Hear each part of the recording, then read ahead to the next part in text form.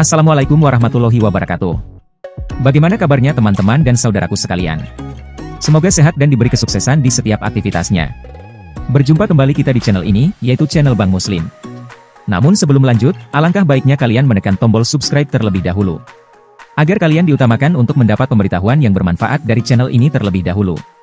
Terima kasih, dan semoga kita diberikan kesuksesan dan kesehatan selalu.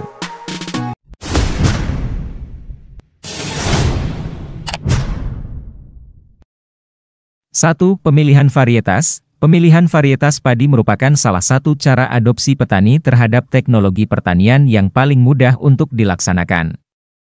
Dengan banyaknya jenis varietas padi yang muncul pada saat ini menambah banyak pilihan bagi para petani.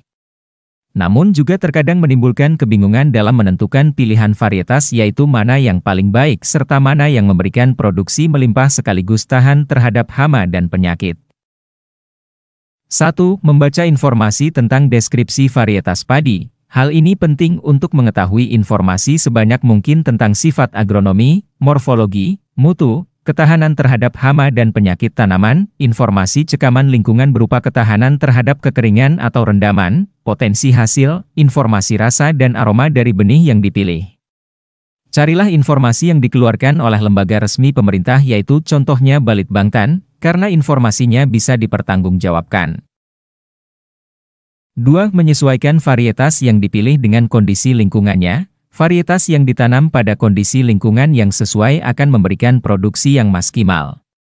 Diketahui varietas padi berdasarkan lingkungannya dibagi menjadi 3, yaitu Inpari, inbrida padi sawah, ditanam pada lingkungan lahan sawah, Inpara, inhibrida padi rawa, ditanam pada lingkungan lahan rawa, serta Inpago, inhibrida padi gogo, ditanam pada lingkungan lahan kering. Sebagian besar wilayah di Pulau Jawa dan Sumatera disarankan jenis Inpari karena lingkungannya merupakan lahan sawah, dan Inpago karena sebagian penanaman pada lahan kering.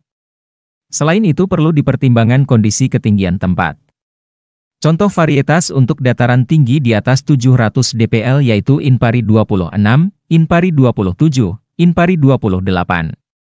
Untuk varietas lain umumnya dianjurkan untuk dataran rendah dan menengah. 3. Menyesuaikan varietas yang dipilih dengan kondisi air di lahan. Untuk lahan yang rawan banjir sebaiknya pilih varietas yang tahan terhadap rendaman air, tahan roboh. Contohnya, Inpari 29, Inpari 30 Ciherang Sub 1. Untuk varietas umur pendek contohnya, Inpari 11, Inpari 12, Inpari 13, Inpari 19, Inpari 20. Untuk balai penyuluhan sebagian besar wilayah di Pulau Jawa dan Sumatera biasanya disarankan untuk musim penghujan MTI yang rawan. Untuk lahan yang rawan kekeringan sebaiknya pilih varietas yang tahan terhadap kekeringan dan yang berumur pendek. Contohnya, Inpari 10, Inpari 38, Inpari 39, Inpari 40. Sebagian besar wilayah di Pulau Jawa dan Sumatera biasanya disarankan untuk musim sadon MT2. 4. Menyesuaikan varietas yang dipilih dengan kondisi hama dan penyakit yang menyerang. Jika ada serangan endemik hama tertentu maka pilihlah varietas yang tahan terhadap hama tersebut. Hal ini untuk mengurangi penggunaan pestisida sintetis agar lebih hemat dan mengurangi resiko turunnya hasil panen akibat serangan hama. Contohnya untuk wereng coklat bisa memilih varietas Inpari 13, Inpari 31, Inpari 33. Dan sebagian besar wilayah di Pulau Jawa dan Sumatera jika banyak serangan wereng disarankan untuk jangan menanam varietas Logawa dulu. 5. Membudayakan untuk melakukan pergiliran varietas. Kegiatan pergiliran varietas ditujukan untuk menekan serangan hama yang terjadi di musim sebelumnya agar pada musim selanjutnya berkurang. Sebagian besar wilayah di Pulau Jawa dan Sumatera biasanya petani senang dengan varietas Logawa maka disarankan untuk menggilirnya dengan varietas lain yang produksinya tidak kalah, contohnya Mekongga. 6. Menyesuaikan varietas yang pilih dengan minat konsumen. Hal ini untuk menghindari kesulitan pada saat menjual.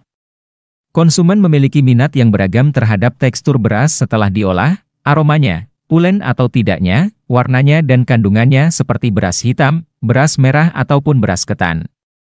Sebaiknya temukan pasar terlebih dahulu sebelum memutuskan untuk menanam varietas tertentu.